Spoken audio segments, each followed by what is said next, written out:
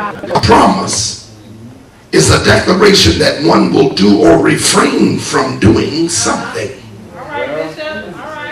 It's a legally binding declaration that gives the person to whom it is made a right to expect or to claim the performance or the forbearance of a specified act.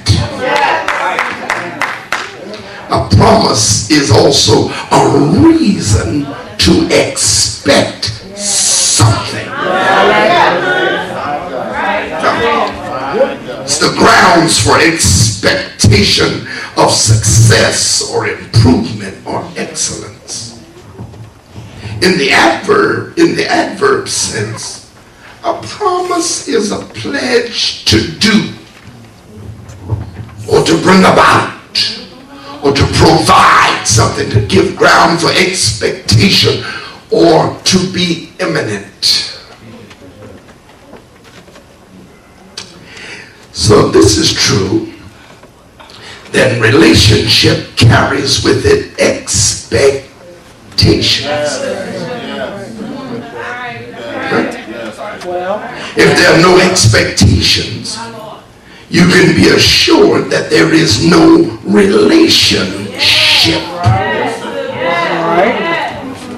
The more intense and intimate the relationship, the greater the expectation. Within the intimacy of relationship, commitments are expected, and rightly so. That's why we must avoid sex without the commitment of marriage to the opposite sex, I might add.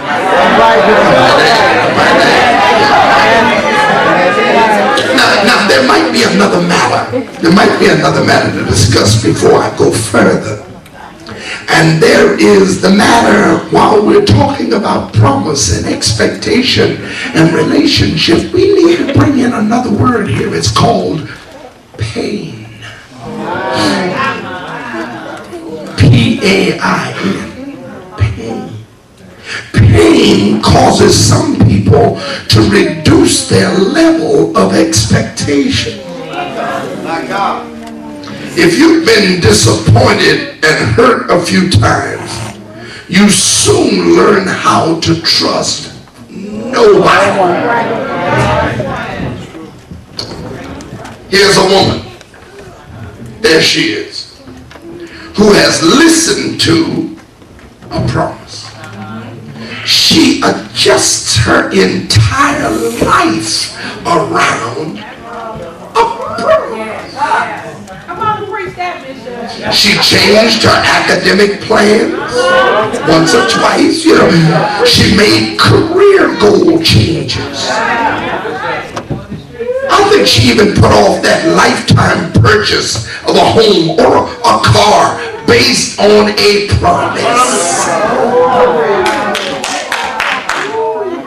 She may have even turned down lucrative offers of courtship and possible marriage to other suitors who had standards similar to her own, but based on some other Negro's promise. She fended them off. She told them, because this guy, whoever he was, he won her heart. He wormed his way into her mind and her consciousness with a word of promise. He made himself her every thought, her dream. He made her dream. He wasn't all that good looking, but he made promises.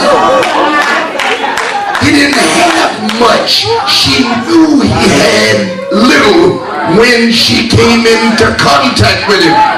But because he made promises.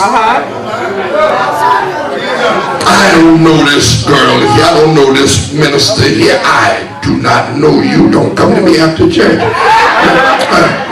He may have, I can look at her and see. It may have been that even at one point, he may have even talked her into doing what she knew wasn't good for her at the moment. But she did it all because he promised. She loaned him money. Then it should come as no surprise when she discovers that his promises were empty if she drives her car right through his living room. No need him saying, oh, what happened? No.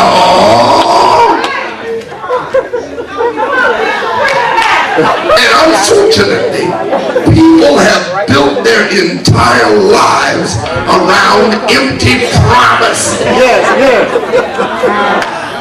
Because the one promising was never able to fulfill the promise, as the little boy said in our church a few weeks ago, in the first beginning. He did, because he thought he said something to me. He was talking about somebody, and he said, in the first beginning, he had no business. I said, well, bless God. He's right, in the first beginning. No wonder we are all so suspicious. You're right. You see, I want friendship. And I want covenant, but I've been burned so often. I don't know who to or how to trust. Am I making any sense? And it's easy for the deep side of the church to say, trust and obey. But it's quite another thing to do it, especially when you come into this kingdom of God with all of the other baggage loads of broken. Somebody say it for me. Promises.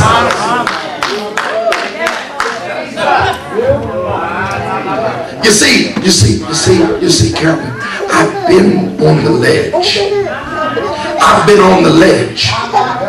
Life has put me on the ledge. I've even been on the ledge with my best friend. We talked about jumping together. He promised to jump with me. So let's just jump. Now, because I'm committed to my friend and because I believe in my friend, I'm ready for the leap. But I don't have a serious problem with my friend. When I jump and look back and see my friend who promised, standing on the ledge, making other arrangements. Here I am now, falling again, falling alone because of another broken saying.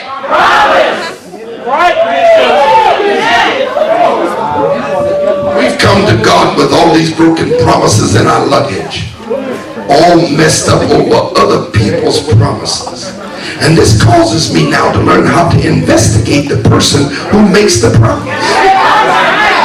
I'm tired now. I got to check him out. I got to check him out now. I'm tired now. I want to know something about the one who promises. We've been exposed to the incapable, to the liar, to the game player, and now we're being called upon to believe one more promise. Once again, I'm being asked to give up my way for another's. I'm being called upon to surrender my plans for another's. I'm scheduled for a good time, but now I'm being promised a better time. I was planning on eating, drinking, and being merry, but now I'm being asked to give up my lifestyle just for a promise. All right. What kind of promise is the promise of a better life? The promise of a better home, the promise of a better day, the promise of a land that is fairer than day. But I'm sorry, I'm going to have to investigate this one who has made these promises.